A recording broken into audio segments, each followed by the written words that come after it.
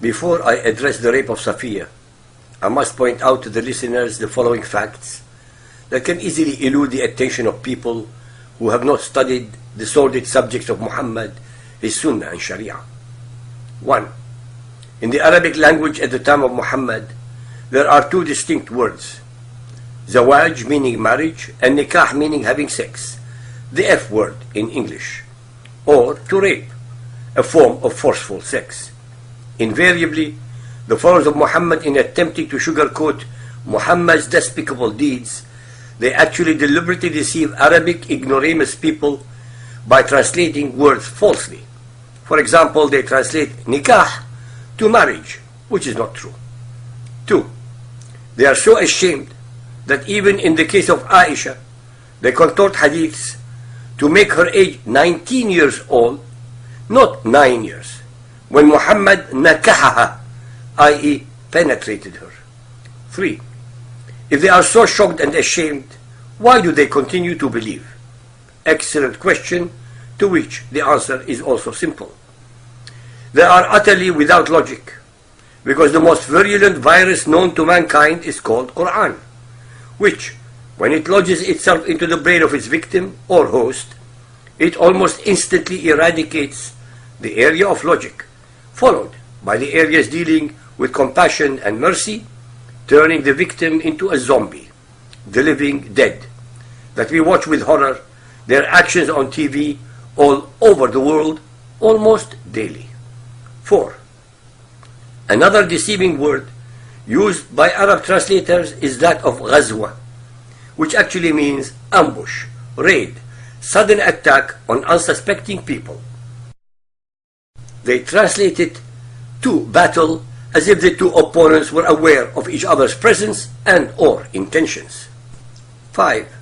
Whenever Muhammad wanted to despoil, rape, plunder and slaughter others, he pretended that he received an inspiration from his God, Allah, informing him of the intentions of his would-be victims. 6.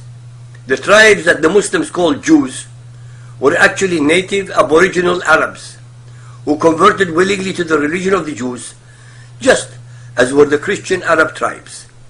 These were not Israelites or Europeans, but indigenous natives. They were Judaized Arabs who in Quran's very clear Arabic are called Alladina Hadu. Hence, all the hadith reports about Muhammad that humanity has are the one-sided, uncorroborated, unsubstantiated, and invariably concocted ones by Muhammad and his followers to excuse and or explain away his evil and ungodly deeds. Having set the stage, now I shall address the story as recorded by the Muhammadans in chapter and verse. I'm going to quote almost verbatim from the foremost American authority on Muhammad, Mr. Craig Wynne, in his monumental book, Prophet of Doom.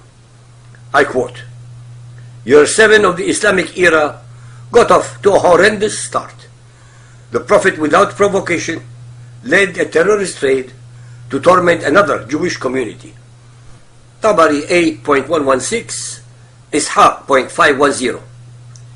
After his return from Hudaybiyah, Allah's Messenger marched against Khaybar. He halted with his army in a valley between the people of Khaybar and the Ghatfan tribe to prevent the latter from assisting the Jews. The motivation for the attack was obvious. Muhammad's militant and mercenary horde was up in arms over his capitulation at Hudaybiyah.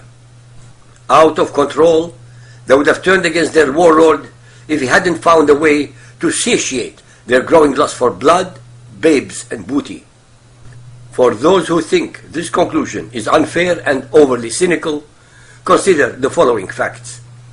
When the Muslims failed to capture the Meccan caravan at Badr, the Prophet stole property and possessions of the Qaynuqa Jews. Following the Uhud defeat, he immediately plundered the Nadir Jews. The siege of the trench was not only the third in a series of 4 battles without booty, it was also bloodless. So Islam's demented dictator provided slaughter, sex, and spoil by murdering, enslaving, and robbing the Qurayza Jews. The Jews had become easy prey. So following the bootyless and bloodless peace of Hudaybiyah, Muhammad set out to terrorize the only Jewish community within reach that he hadn't previously sacked and plundered, Khaybar. It was their turn to feel the wrath of Islam. Incidentally, neither Allah, Muhammad, Ishaq, Tabari, Bukhari, nor Muslim made any attempt to justify Islam's ruthless assault on the Khaybar Jews. They knew the truth and didn't try to disguise it. Islam was no longer a religion. It was a terrorist dogma. The first Muslims weren't disciples, they were mercenaries. Muhammad wasn't a prophet, he was a pirate. Allah wasn't a god, he was the devil incarnate. And together they were about to prove that they were a blight on humankind. As transparent as ever, these words directly from Muhammad's lips demonstrate that he was working for the Prince of Darkness, the great deceiver, the adversary, Satan. Ishaq 5:11. When the apostle raided a people, he waited until morning, and then he attacked. He came to Khaybar by night. When morning came, and he did not hear the call to prayer, he rode, and we rode with him.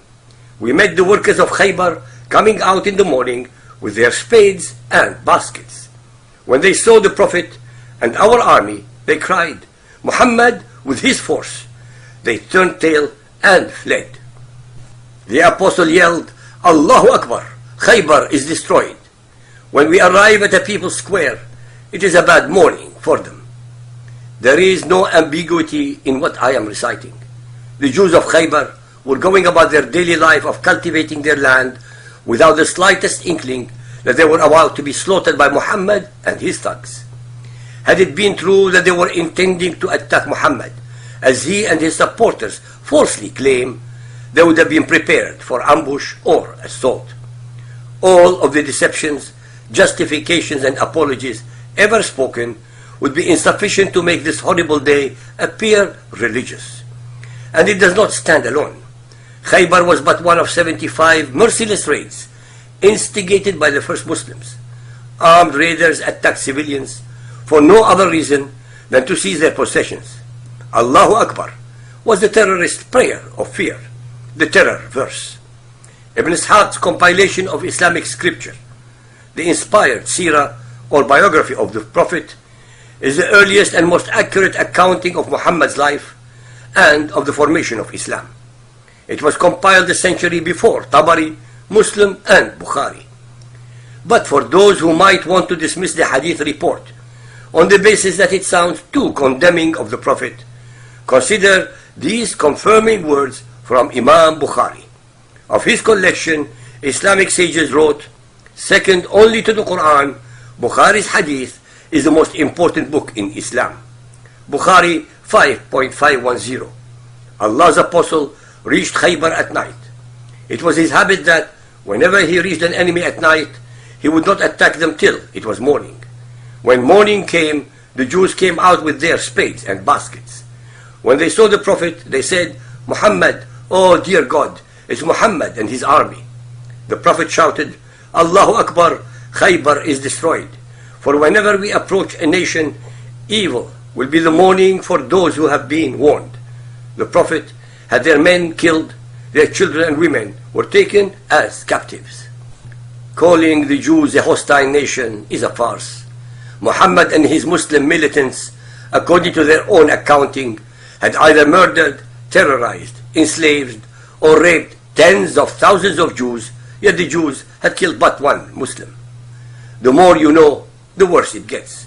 This is why Islamic leaders must keep good people from reading these words. It is why they lie to themselves, to our citizens, the media, and politicians alike. Islam is self-destructive, mutilating its own credibility.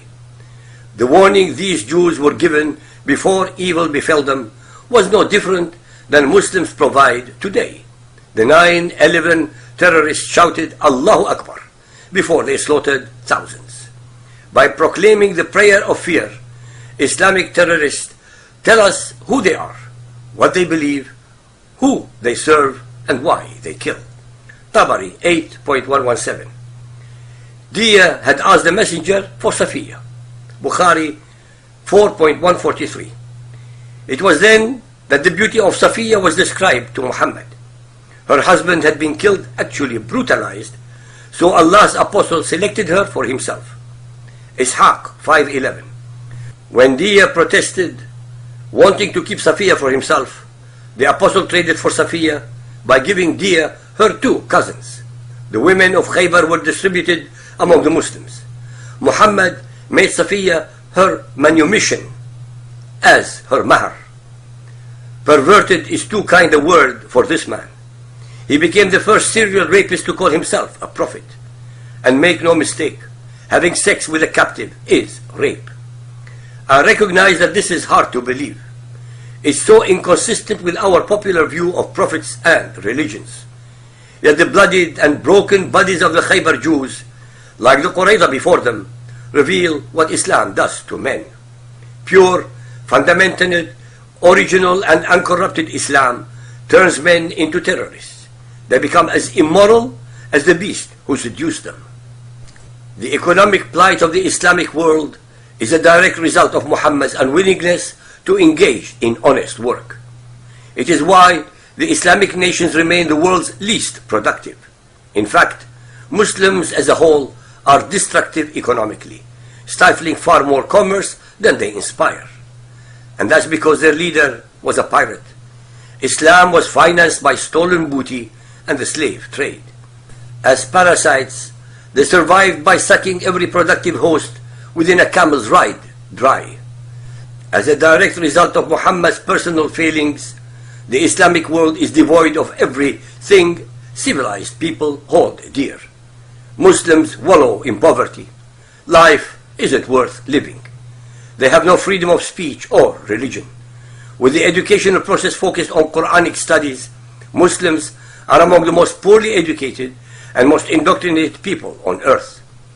Following the example of a perverted sexist, Muslim men abuse women, and they are violent. End quotes. As I have proven beyond a shadow or even a reasonable doubt, Muhammad's Quran, his Sunnah, Sharia, and his fundamentalist believers are hate-mongering, war-mongering, misogynist, racist, vile, and hence ungodly entities.